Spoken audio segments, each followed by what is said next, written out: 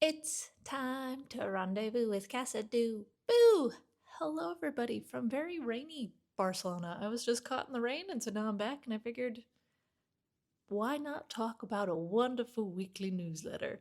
Hello, if it's your first time here, my name is Cassidy, and I have a weekly newsletter called Rendezvous with Cassidoo where I share links, what I'm up to, practice coding questions, a joke, and more. And this is the video form of that newsletter. That being said, let's get into it.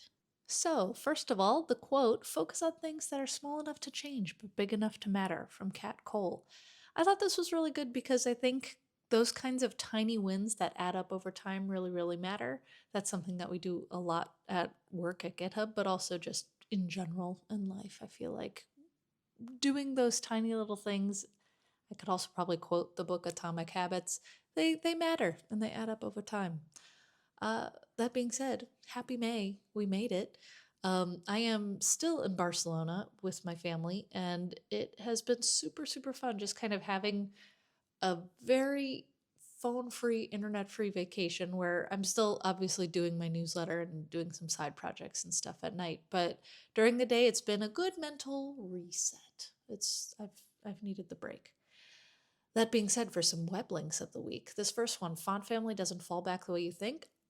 Fascinating. I learned something from this one. Long story short, the way that font families are scoped matters, where if you want to fall back for a specific font in like a particular selector in CSS, it doesn't default to the parent selector. It's interesting. Read the article. It was pretty cool. The next article, The End of Responsive Images, it's kind of partially a rant, but it's also really interesting in deep diving in how images can be responsive in general, and then talking about how there is a new auto attribute that's added to the sizes for images. Check it out. It's a very entertaining read in general. This next one is a CodePen link called Anchor Name plus Transitions, and it's using CSS to make transitions between elements on a page. It's a subtle thing, but also very, very neat, and you should look at it. This last article is a little less techy and web devy and more just about telemetry tracking and how every single tool that you use has some kind of different way of saying, hey, don't track me for whatever reason. And this is a specification proposal for these tools to enable not tracking users. Will it be implemented? I don't know. The graph must go up, people will track things, but I thought it was cool. Now, for something that interested me this week, I mentioned it a little bit in the intro, but I'm in Barcelona and it's been lovely. I don't have a phone signal out here on purpose. I've just been on airplane mode, and I occasionally connect to Wi Fi when I'm here in the place where we're staying or at restaurants or something as needed.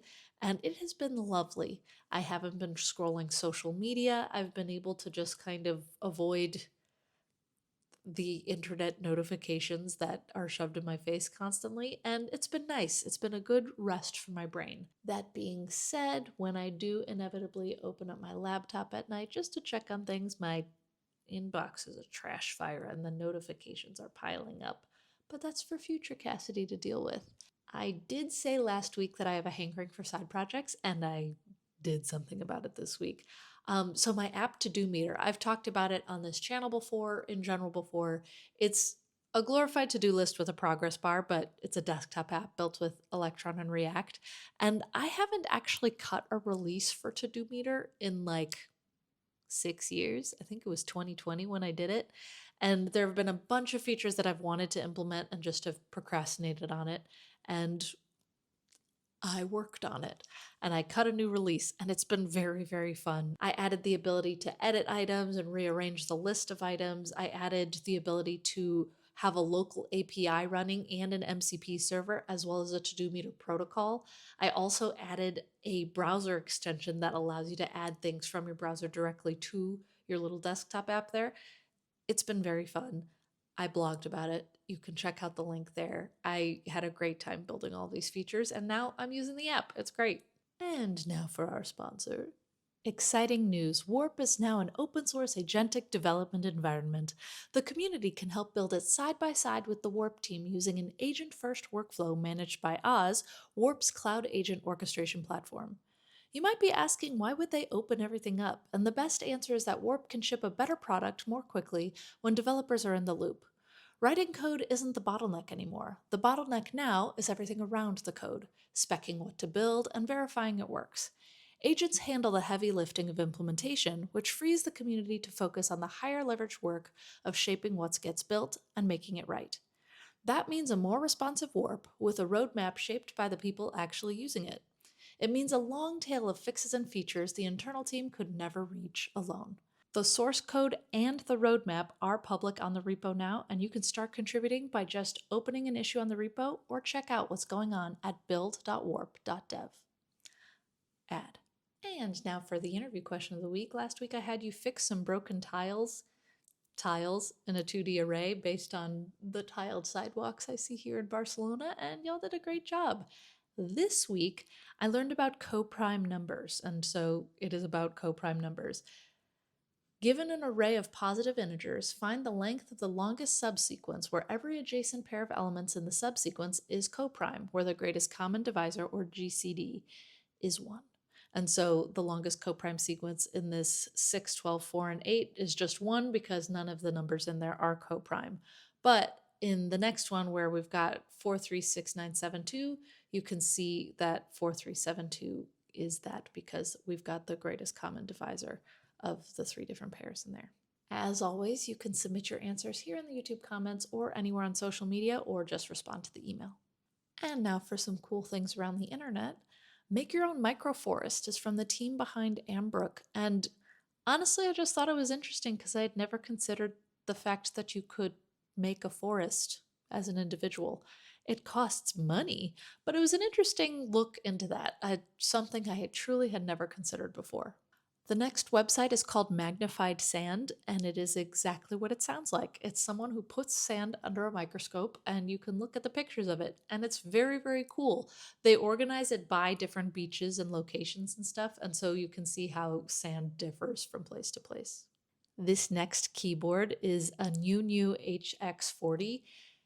It's so cool. The way they customized it, and I think the caps on it are very neat. You should check that one out. And then this last article says, nothing is the secret to structuring your work.